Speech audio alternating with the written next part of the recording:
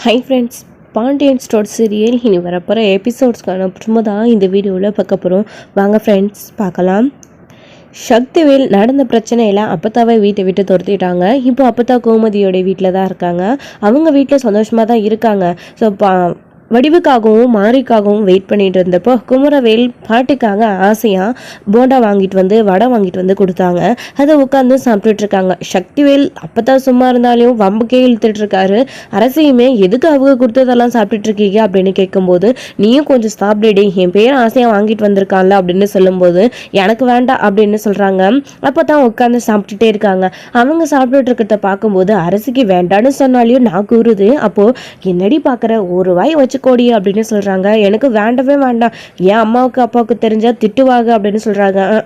அவங்களே ஆளுக்கு ஒரு பக்கம் முறுக்கின்னு இருக்காங்களாம். அவங்க சண்டையை தீர்க்கவே சரியா போகுது நேரம் அவங்களுக்கு. இதுல உன்னை வேற கவனிச்சு திட்ட போறாங்களாக்கோ. தின்னடி, வாங்கிட்டு வந்தது அவனதாலையும் கொடுக்கறது இந்த அமைச்சு இல்லை. என்ன சுட்டது அவனை சுட்டான், வாங்கிட்டு மட்டும்தானே வந்தான் காசு கொடுத்து.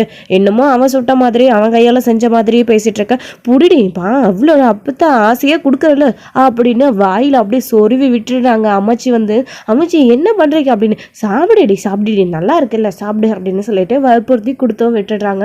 சாப்பிடவும் செஞ்சிடுறாரு. இது எல்லாத்தையும் குமரவேல் மேலே பால்கனியில் நின்று எல்லாத்தையும் பார்த்துட்டு தான் இருந்தார். அப்பத்தாவும் குமரவேல் மேலே நிற்கிறத கவனிச்சிடுறாங்க. கவனிச்சுட்டு ஓகே அப்படின்னு சொல்லிட்டு கை காட்டி சந்தோஷப்படுறாங்க. குமரவேலுமே ரொம்ப சந்தோஷம், எப்படியோ நம்ம வடை வாங்கிட்டு வந்து கொடுத்து சாப்பிட வச்சுட்டோம். அமைச்சி அந்த வீட்டில் இருக்கிறதே சாக்கா வச்சு அடிக்கடிக்கு அந்த வீட்டுக்கு போய் பார்த்து அரிசி எப்படியாச்சும் நம்ம பக்கம் கொண்டு வரணும், திரும்பவும் நம்ம அரிசியை லவ் பண்ணணும் அப்படின்னு சொல்லிட்டு குமரவேல் நினைச்சிட்டு இருக்காரு. அடுத்து இன்னொரு சைடு இங்க சரவணன் கடைக்கு கிளம்புறாரு. அப்போதான் சரவணனை பார்த்துட்டு கோமதி இருந்துக்கிட்டு, சாப்பிடாமே போற, என்னடா இன்னைக்கும் அப்பா வாங்கி கொடுத்துட்டாரா அப்படின்னு. அப்படியெல்லாம் ஒன்றும் இல்லைம்மா, கோயிலுக்கு போகிறேன், அங்கே போயிட்டு அப்படியே கடைக்கு போகிறதுனால டைம் ஆகிடும்னு கிளம்பிட்டாமா அப்படின்னு. அதெல்லாம் இந்த கோமதி யார் எப்போ கிளம்புவாங்கன்னு எங்களுக்கு தெரியும், சீக்கிரமாகவே சமைச்சு வச்சுருக்கோம், ஏன் சாப்பிட்டுட்டு போகிறதுக்கு கஷ்டமாக இருக்கா அப்படின்னு சொல்லிட்டு இருக்கோமா. பாண்டியன் கரெக்டாக உள்ளே இருந்து கடைக்கு கிளம்புறதுக்காக வராங்க. வந்தவர் இங்கே அப்படியே பேக் எடுத்துகிட்டு, சரவணா என்னடா கிளம்பலாமா அப்படின்னு சொல்லும்போது, அப்பா நீங்கள் நடுங்கப்பா, நான் கோயிலுக்கு போயிட்டு வந்துடுறேன் அப்படின்னு. டேய் லேட் பண்ணிடுறாதா, சீக்கிரம் வந்துடுறா அப்படின்னு. டேய் என்னடா சாப்பிடாம போகிறாரு பார்த்துட்டே இருக்க, சொல்லுடா அப்படின்னு. ஏன் உனக்கு வேணும் நீயே சொல்ல வேண்டியது தானே அப்படின்னு சரவணன் சொல்லுவோம். என்னடா அம்மாவை எதிர்த்து பேசுறியா நீ அப்படின்னு சொல்லுவோம். அதெல்லாம் ஒன்றும் இல்லைம்மா, அப்பா சாப்பிட்டு போங்கப்பா அப்படின்னு சொல்லுவோம். அப்போதான் இல்லைடா எனக்கு வேண்டாம், நேற்று சொன்னது தான் இன்றைக்குமே எனக்கு சாப்பிட தெரியும் அப்படின்னு சொல்லிட்டு அவங்க பாட்டுக்கு கிளம்பி போயிடுறாங்க. சாப்பிட்டா கட்டி பட்டினியாக இருக்கட்டும் அப்படின்ற மாதிரி இந்த அம்மாவும் புரிஞ்சிக்கவே முடியல அப்படின்னு சொல்லிட்டு அவங்க கோமதி புலம்பிட்டே இருக்கும்போது சரவணனும் கிளம்பிடுறாரு. பாண்டியன் கிளம்பும்போது அப்பத்தாவும் அரசியும் வெளியே உட்காந்துட்டு இருக்காங்க. அதை பார்த்துட்டு கடைக்கு போயிட்டு வராத அப்படின்னு சொல்லிட்டு கிளம்புறாரு. சரிங்க மாப்பிள்ள அப்படின்னு அரசை பார்த்துருமா போயிட்டு வர அப்படின்னு சொல்லிட்டு சரிப்பா அப்படின்னும். அடுத்து சரவணன் வராரு. அமைச்சி போயிட்டு வரேன் அப்படின்னு. என்னடா ஒரு இடத்துல கடைக்கு போகிறீங்க, ரெண்டு பேரும் தனித்தனியாக போகிறீங்க அப்படின்னு. அது ஒன்றும் இல்லை அமைச்சி, நான் கோயிலுக்கு போயிட்டு போகிறேன், அப்பா நேராக கடையை போயிட்டு தரப்பாரு, அதான் தனித்தனியாக போகிறோம்.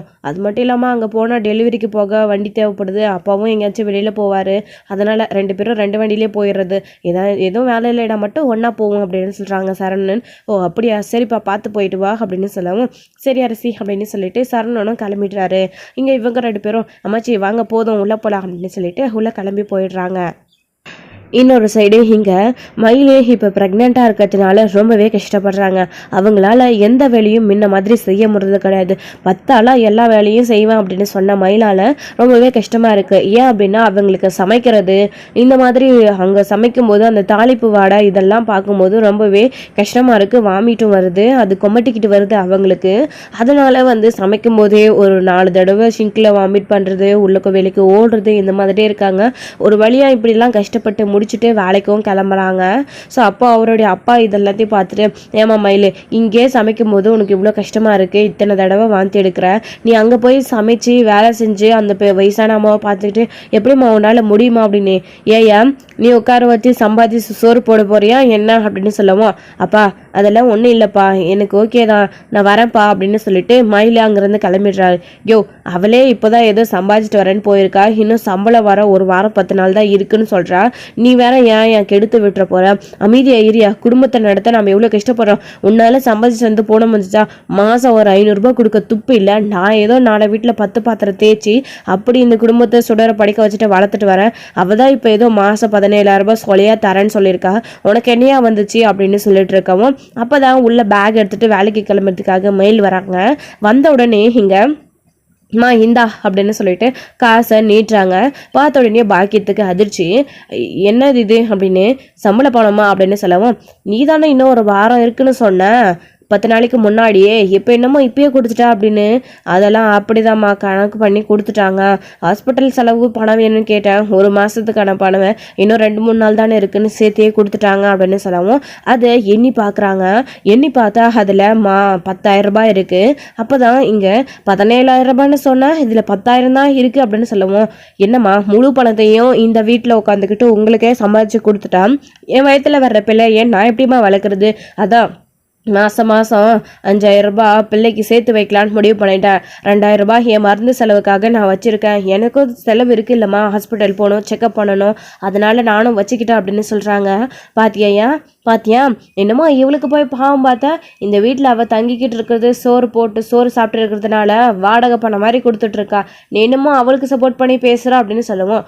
பாக்கியம் அவள் சொல்கிறதும் நியாயம் தானே, மாப்பிள்ளைக்கு அவளுக்கும் நடக்கிற பிரச்சனைனால இப்போ வேண்டான்னு ஒதுங்கி நிற்கிறா, அவளுக்கு செலவு இருக்கும்ல அப்படின்னு சொல்லவும், ஆமாம் சம்பாதிச்சுட்டு வந்து போடலாம் துப்பு இல்லை, இவளுக்கு வக்காலத்தை வாங்க மட்டும் உனக்கு தெரியும் அப்படின்னு அதுக்கப்புறம் பணத்தை எடுத்துகிட்டு அவங்க பாட்டுக்கு உள்ளே போயிடுறாங்க.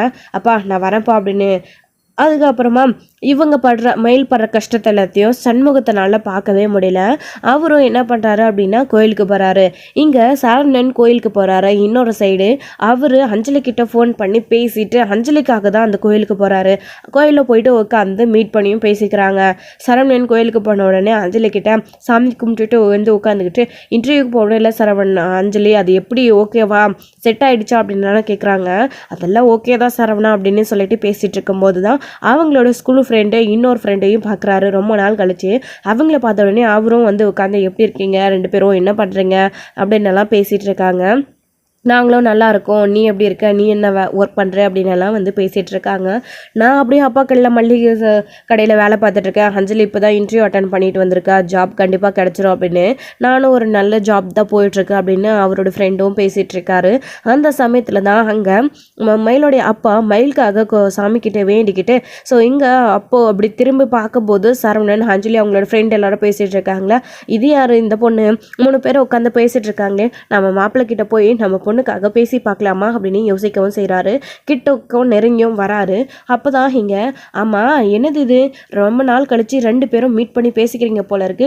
காலேஜ் படிக்கிறப்பவே நீங்கள் 2 பேரும் எப்படி லவ் பண்ணீங்க, அப்போவே ஒன்று சேர்ந்துருக்க வேண்டியது, ஏதோ அவன் அப்பா முடியாதுன்னு சொன்னதுனால வேண்டான்னு முடிவு எடுத்துட்டு வேற பொண்ணு கல்யாணம் பண்ணிக்கிட்டான்.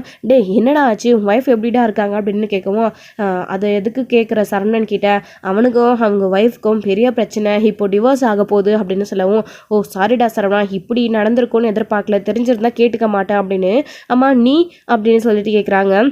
என்னோட கதையும் கிட்டத்தட்ட சரவணன் மாதிரியே, ஆனால் என்னோட கதை முடிஞ்சு போச்சு, சரவணனுடைய கதை இப்போ தான் ஆரம்பிச்சிருக்கு அப்படின்னு சொல்கிறாங்க.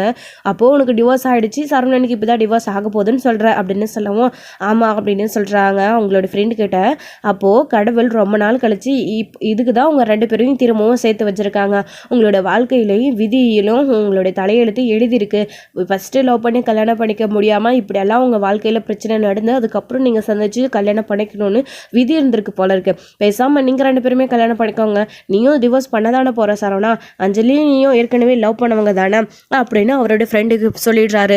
இதை கேட்டு அவங்களும் அதிர்ச்சியாகி அமைதியாக தான் இருக்காங்க. அதுக்கப்புறம் இன்னொரு சைடு மயிலோடைய அப்பா இதெல்லாத்தையும் கேட்டுட்டு ரொம்பவே அதிர்ச்சி ஆகுறாங்க. இவங்க லவ் பண்ண விஷயம் இப்போ அவருக்கு தெரிஞ்சு போச்சு. அப்போ இந்த பொண்ணு இவங்க 3 பேரும் உட்காந்து பேசிட்டு இருந்த பார்த்தா இவங்க ஃப்ரெண்ட்ஸ் கிடையாதா, ஏற்கனவே மாப்பிள்ளை இந்த பொண்ணை லவ் பண்ண வரா. அப்போது இதுக்கு தான் மயிலை வேண்டான்னு பிடிவாதமாக தோர்த்து விட்டுட்டு இவளை கல்யாணம் பண்ணிக்கணும்னு மாப்பிள்ளை நினைக்கிறாரா. ஐயோ மயிலுக்கும் பார்க்கறதுக்கும் இந்த விஷயம் தெரிஞ்சால் என் பொண்ணோட வாழ்க்கை என்ன ஆகும், அவங்க என்ன பண்ணுவாங்க அப்படின்னு சொல்லிட்டு அவரு ரொம்பவே அதிர்ச்சி ஆகுறாரு. சரிடா மச்சான் எனக்கு வேலைக்கு நேரம் ஆகுது, நான் கிளம்பணும் அப்படின்னு அவருடைய ஃப்ரெண்டு கிளம்பிடுறாரு. சரின்னு அவர் கிளம்பி போனதுக்கப்புறமா இவங்க 2 பேரும் உட்காந்து கேஷுவலாக பேசவும் ஆரம்பிச்சிடுறாங்க. என்ன சரவணா அவன் அப்படியே சொல்லிட்டு போகிறான் அப்படின்னு, அவன் சொன்னது தப்பா ரைட்டான்னு எனக்கு தெரியல, ஆனால் அவன் கரெக்டாக தான் சொல்லிட்டு போகிறான். நம்ம இதெல்லாத்தையும் தாண்டி இப்போ மீட் படிக்கிறதுக்கு காரணம் ஏன் அதுவாக கூட இருக்கக்கூடாது அப்படின்னு சரவணன் பேசவும் அவங்களுடைய மயிலுடைய அப்பாவுக்கு ரொம்பவே அதிர்ச்சி ஆகுது. அப்போது என்ன பண்ணுறாரு அப்படின்னா, டே என் பொண்ணை ஏமாத்திட்டியடா அப்படின்னு சொல்லிட்டு கோயிலுன்னு கூட பார்க்காம சரவணனோட சட்டையை பிடிச்சி பயங்கரமாக கோவப்பட்டு பேச ஆரம்பிச்சிடறாரு. அஞ்சலி இதை பார்த்து பயப்பட செஞ்சிடுறாங்க. யார் சரவணா இது? சார் விடுங்க, என்ன பண்ணுறீங்க அப்படின்னு கேட்கும்போது இவர் தான் அந்த மயிலோட ஃப்ராடுக்காரோட அப்பா அப்படின்னு சொல்லவும், என்ன சரவணா இது அப்படின்னு சொல்லவும், கையில் சட்டையிலேருந்து கையடியா அப்படின்னு. ஏன்னா என் பொண்ணை ஏமாற்றிட்டு இன்னொரு பொண்ணு கூட கல்யாணம் பண்ணிட்டு சந்தோஷமாக வாழலான்னு நினைக்கிறியா? உனக்கு எவ்வளோ திமிரு இருக்கும்? பழைய லவரை பார்த்ததும் உனக்கு பாசம் பொங்கிட்டு வந்துச்சா? அங்கே என் பொண்ணு வயிற்று பிள்ளைக்காரியோட வயிற்றுல பிள்ளைய வச்சுக்கிட்டு உங்களை நினச்சி ஒவ்வொரு நாளும் கஷ்டப்பட்டுட்டு இருக்கா. நீ என்னமோ இப்படி சொகுசாக உட்காந்துட்டு இருக்க. என் பொண்ணை பார்த்து உனக்கு அந்த குழந்தைக்கு யார் அப்போ எவனுடைய குழந்தையோன்னு கேட்க உனக்கு எப்படி நான் மனசு வந்துச்சு? 1000 சண்டை இருந்தாலும் என் பொண்ணு நீ தான் வாழ்க்கைன்னு உனக்காகவே வாழ்ந்துட்டு இருக்கா. ஆனால் நீ தூக்கி எறிஞ்சிட்டு அடுத்த வாழ்க்கையை தேடி போயிட்டல. உனக்கெல்லாம் என் பொண்ணு கல்யாணம் பண்ணி வச்சேன்னு நினைக்கும் போது எனக்கு தாண்டா அசிங்கமாக இருக்குது. இதுக்கு எங்கள் குடும்பமே எவ்வளோ மேலான குடும்பமாச்சு. பொய் சொல்லி என கூட நேர்மையாக வாழ்ந்துட்டு இருந்தான். ஆனால் நீ இப்படி கட்டின பொண்டாட்டி விவாகரத்து ஆகாமல் இருக்கும்போது அவளை துரத்து விட்டுட்டு இப்படி இன்னொரு கல்யாணம் பண்ணிக்கணும்னு பார்க்குறியா அப்படின்னு அவருடைய அப்பா பயங்கர கோவப்பட்டு சரவணனுடைய சட்டையை பிடிச்சி கோவப்பட்டு சண்டை போட ஆரம்பிச்சிடுறாரு. அஞ்சலி இருந்துக்கிட்டு, சார் நீங்கள் தப்பாக புரிஞ்சுட்டு பேசிகிட்டு இருக்கீங்க. அந்த மாதிரியெல்லாம் எனக்கும் சரவணனுக்கும் எதுவுமே கிடையாது. நாங்கள் 2 பேரும் சும்மா தான் உட்காந்து பேசிட்டு இருந்தோம் அப்படின்னு. போதும் நிறுத்துமா, ஒரு ஆம்பளை கிடைச்சா போதுமே, அப்படியே வளைச்சி போட ஆரம்பிச்சிருமே. நீங்கள் லவ் பண்ண கதையெல்லாம் இருக்கட்டுமா, ஆனால் அவனுக்கு கல்யாணம் ஆகிடும், குழந்தை அதாவது பொண்டாட்டி இருக்கா, அவள் மாசமாக இருக்குன்ற விஷயம்லாம் ஏன் உனக்கு தெரியாதா? தெரிஞ்சால் அந்த புருஷனை நீ வடிச்சு போடணும்னு நீ எப்படி ஆசைப்படுற? என் பொண்ணோட வாழ்க்கையை நீ ஏமா தட்டி பறிக்க ஆசைப்படுற? அவள் இப்போ தான் உண்டாயிருக்கா. அந்த குடும்பத்துக்குள்ளே எப்படியாச்சும் என் பொண்ணை நடந்த பிரச்சனையெல்லாம் சமாதானப்படுத்தி சேர்த்து வைக்கணும்னு நாங்கள் போராடிட்டு இருக்கோம். நீ இப்படி அந்த என் மாப்பிள்ளையோட மனசை கழிச்சு அவனை கல்யாணம் பண்ணிக்கணும்னு ஆசைப்படுறேன், உனக்கு நியாயமா அப்படின்னு. இங்கே பாரியா, இன்னொரு வார்த்தை அஞ்சலியை பற்றி தப்பாக பேசினா அவ்வளோதான், கையடியா மரியாதை கெட்டுடும்.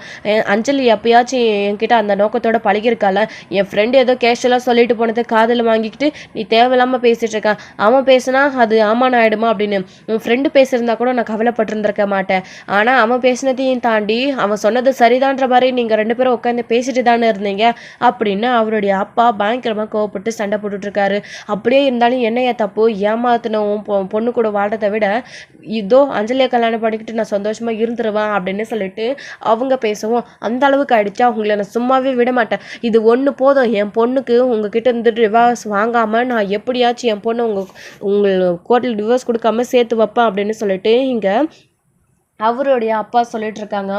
மயிலோடைய அப்பா சரவணன் கையை எடியா முதல்ல அப்படின்னு சொல்லிட்டு கையை தட்டி விட்டுறாரு.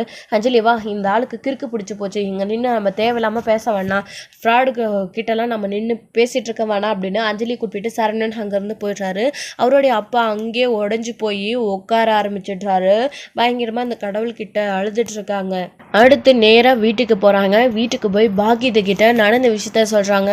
பாக்கியம் இது கேட்டு ரொம்பவே அதிர்ச்சி ஆகுறாங்க. என்னையா சொல்கிறா அப்படின்னு சொல்லிட்டு, ஆமாம் இப்போவே கிளம்பியா, போய் 2ல் 1 பார்க்கணும், அவருக்கு அவ்வளோ திமிராகி போச்சா அப்படின்னு சொல்லிட்டு பாக்கியம் கிளம்புறாங்க. முதல்ல மீனா மயில்கிட்ட இந்த விஷயத்த சொல்லி மயில்கிட்ட பேச வைப்போம், மயில் எதுக்கு ஒதுங்கி போகணும் அப்படின்னு சொல்லிட்டு அவருடைய அப்பா சொன்னதும் அதுவும் சரிதான் அப்படின்னு நேராக மயில்கிட்ட போகிறாங்க. மயில் வேலை செஞ்சுட்டு இருக்கிற இடத்துல மயில் அங்கே என்ன பண்ணுறாங்க அப்படின்னா, அவங்க ரொம்பவே கஷ்டப்பட்டு சமைக்க முடியாமல் வாந்தி எடுத்துக்கிட்டு கஷ்டப்பட்டு அந்த அம்மாவையும் பார்த்துக்கிட்டு சமைக்கவும் செஞ்சுட்டு மாஸ்க்கு போட்டுக்கிட்டு சமைச்சிட்டு இருக்காங்க. இந்த அளவுக்கு அவங்க கஷ்டப்படுறாங்க. இதெல்லாத்தையும் பார்த்துட்டு, இந்த கஷ்டம்லாம் உனக்கு தேவையாடி, அங்கே உன் புருஷன் இன்னொருத்தையே கல்யாணம் பண்ணிக்கிட்டு சந்தோஷமாக வாழலான்னு சொகுசாக ஊர் சுற்றிட்டு இருக்கான், நீ என்னமோ இங்கே இப்படியெல்லாம் கஷ்டப்பட்டுட்டு இருக்க. நீ உன் புருஷன் வீட்டுக்கு போகிறதா சரி, இங்கேயே உட்காந்துக்கிட்டு இப்படியெல்லாம் கஷ்டப்பட்டு சம்பாதிச்சு உன் பிள்ளையை வளர்க்க வேண்டிய அவசியம் எதுவுமே கிடையாது. உன்னை உன் புருஷனோட சேர்ந்து வாழ வைப்போம், இது எங்களுடைய பொறுப்பு அப்படின்னு அவங்களுடைய அம்மா சொல்லவும், மயில் இருந்துக்கிட்டு என்னப்பா என்னென்னமோ திடீர்னு வந்தீங்க பேசுகிறீங்க அப்படின்னு சொல்கிறாங்க. ஆமாம்மா, மாப்பிள்ளை ஒரு பொண்ணோட கோயிலில் உட்காந்து பேசிட்டு இருந்ததை கேட்டேன். என்னம்மா மாப்பிள்ளை ஒன்று மறந்துட்டு நீ வேண்டானதும் அந்த பொண்ணை கல்யாணம் பண்ணிட்டு சந்தோஷமாக இருக்கலான்னு பார்க்குறாரா? அது மட்டும் இல்லாமல் அந்த பொண்ணு ஏற்கனவே மாப்பிள்ளையை லவ் பண்ண பொண்ணாம்மா, திரும்பவும் அவங்க பழகிக்கிறாங்க பேசிக்கிறாங்க அப்படின்னா இது தப்பாக போய் முடியுமா? மாப்பிள்ளை மேலே கோவத்தில் இருக்கிறாரு, அதனால விவாகரத்து பண்ணன்னு சொல்லிட்டு இருக்காரு. ஒரு வேளை உங்கள் 2 பேருக்கும் விவாகரத்துச்சுன்னா மாப்பிள்ளை சந்தோஷமாக இருப்பார், இது நடக்க விடக்கூடாது அப்படின்னு சொல்கிறாங்க. எதுக்குப்பா இதெல்லாம் தேவையில்லை விடுங்க அப்படின்னு சொல்லவும், என்னடி இவ்வளோ பெரிய விஷயத்த அதிர்ச்சியாக சொல்லிட்டு இருக்கோம், நீ என்னமோ சாதாரணமாக தேவையில்லை விடுன்னு சொல்லிட்டு இருக்க அப்படின்னுமோ, முதல் தடவை பார்த்த உங்களுக்கு தாம்மா அப்படி இருக்கும், நான் தான் ஏற்கனவே பார்த்துட்டேனே, இது 2வது டைம் நான் கேள்விப்படுறப்போ சாதாரணமாக தானே பேச முடியும் அப்படின்னு மயில் சொல்லவும், என்னடி சொல்கிற நீ? அப்போ இந்த விஷயம் உனக்கு ஏற்கனவே தெரியுமா, ஏன்டி எங்ககிட்ட சொல்லலை, இது தெரிஞ்சுக்கிட்டும் நீ அமைதியாக இருக்கியா அப்படின்னு. ஆமாம்மா, நான் வேண்டான்னு முடிவு எடுத்ததுக்கு அப்புறம் தானே அவர் அந்த மாதிரி ஒரு முடிவு எடுத்தார், ஆனால் அவர் லவ் பண்ண பொண்ணாக இருக்கும் அதுன்னு நான் எதிர்பார்க்கல பார்க்கலாமா அப்படின்னு. ஆமாம்மா, மாப்பிள்ளை அந்த பொண்ணுக்கிட்ட பேசியிருந்தேன், எல்லாத்தையுமே நான் கேட்டுட்டு தான் வரேன் அப்படின்னு. இல்லை இதை சும்மா விடக்கூடாது, நீ வாடி, நீ எப்படி ஒதுங்கி நின்றுவா அப்படின்னு பாக்கியம் மயிலை கூட்டிட்டு போய் அங்கே சரவணன் கிட்ட பிரச்சனை பண்ணணும் அப்படின்னு நினச்சி கூப்பிட்டுருக்காங்க. ஸோ இதோட இந்த எபிசோடு வந்து முடிச்சிருக்காங்க. அடுத்தடுத்த எபிசோடில் என்ன நடக்க போகுது, சரவணன் கிட்ட அவருடைய மயிலோடைய அப்பா பயங்கர கோவப்பட்டு சண்டை போட்ட மாதிரி பாக்கியமும் மயிலை கூட்டிகிட்டு போயிட்டு சரவணன் கிட்ட சண்டை போட போகிறாங்களா, என்ன நடக்க போகுது அப்படின்றதெல்லாம் வெயிட் பண்ணி நெக்ஸ்ட் வீடியோட பார்க்கலாம். Friends, thank you. இந்த வீடியோ உங்களுக்கு பிடிச்சிருந்தா லைக் பண்ணுங்கள், ஷேர் பண்ணுங்கள், கமெண்ட் பண்ணுங்கள், மறக்காமல் பெல் ஐக்கானை கிளிக் பண்ணி வச்சுக்கோங்க.